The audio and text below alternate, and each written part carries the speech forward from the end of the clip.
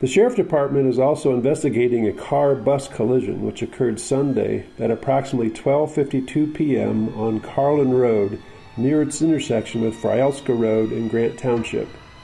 A car driven by Rose Mary Brimmer, 21, of Route 1 Buckley, apparently made a right turn onto Carlin Road and collided nearly head-on with a church bus driven by Donald David Middow, 27, of Buckley, police said. Brimmer was reported in serious condition at Munson Medical Center this morning.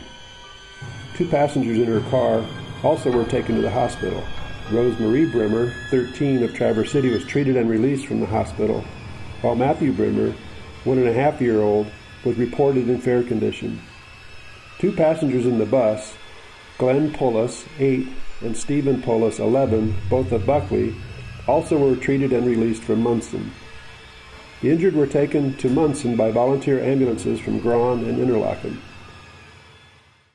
It was at the point in time in the 70s where people with severe closed head injuries did not survive. Closed head injuries can occur when someone experiences a blow to the head. The brain is smashed against the skull and starts to swell and cut off blood flow to the brain.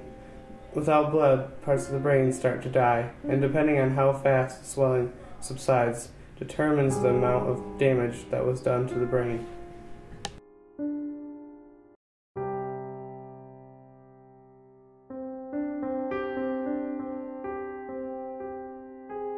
Initially, I don't think that the doctors were able to give us a specific prognosis. It was only at this time that they had begun to put people on life support after a severe brain injury, and so they were pretty negative actually that she wouldn't do well, and but didn't tell us specifically anything. It was mostly a wait and see type situation. Well, there wasn't really any hope. She developed pneumonia. They wanted to put her in a nursing home. Yeah, they didn't really have much chance of her ever recovering or being a person again.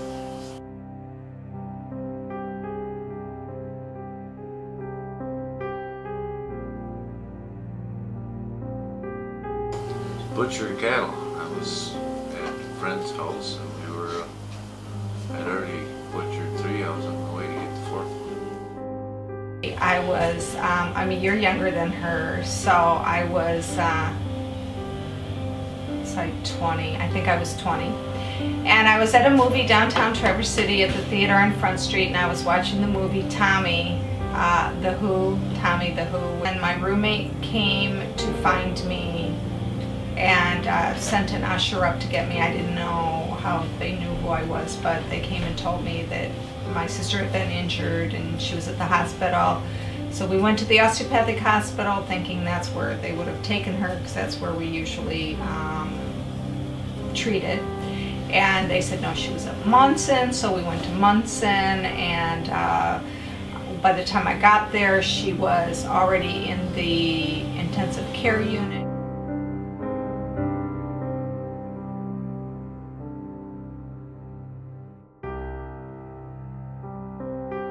I would guess probably 9 months, maybe to a year.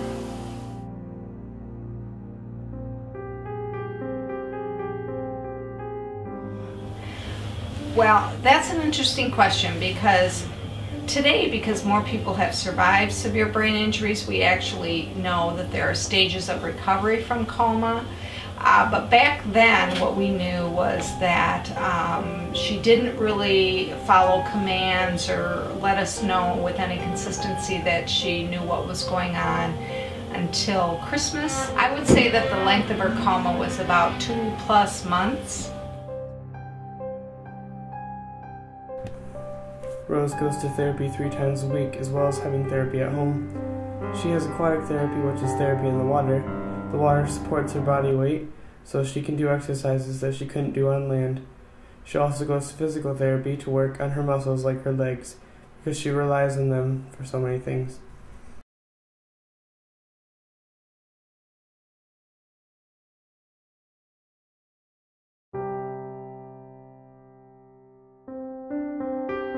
Life is very much different than what it was before.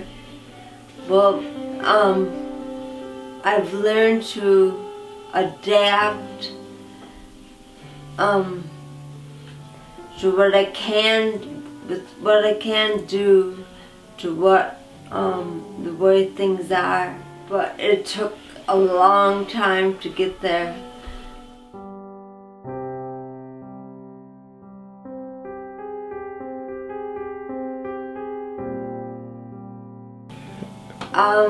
It was a Sunday afternoon, and I don't remember what happened, but what I hear is I came to a corner and somehow ran into the front of a bus.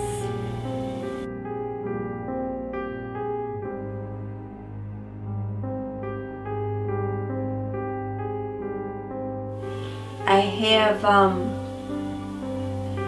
physical therapy, which helps me with balance and walking and stuff. And occupational therapy helps me with my hands and things I do with them. I get massage therapy, and I see a chiropractor and aqua therapy.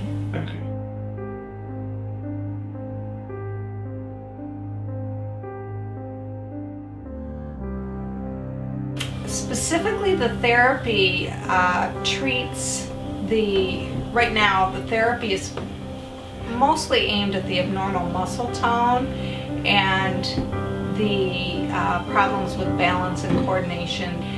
When Rose was injured, she had high intracranial pressure for a long period of time. If she were injured today, our intensive care and emergency teams would know how to give her medications and such to reduce the intracranial pressure. But back then she had high intracranial pressure within her skull, which was pressing on her brain, putting pressure on her brain for a long period of time. And she experienced a lot of injury to her cerebellar, which is responsible for coordination, muscle coordination and balance, and also to her brain stem. And she has abnormal muscle tone, which means that the muscles in her body are firing abnormally when they shouldn't be, and that prevents normal muscles from acting, so it results in a lot of stiffness and joint contractures and pain. And at this point, she's getting a lot of therapy aimed at directing this, including medication. She's made a lot of progress in her therapy, and it's very effective.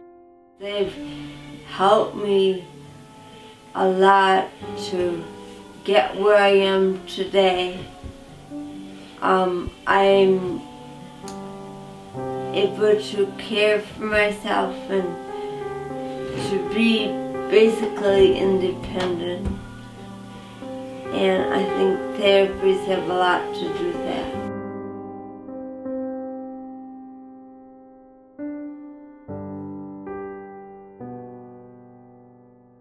There were many people that helped me through life, you know, after my accident. But they helped, all the people helped me to do what I needed to do, but in the end, God helped. He helped people to help me.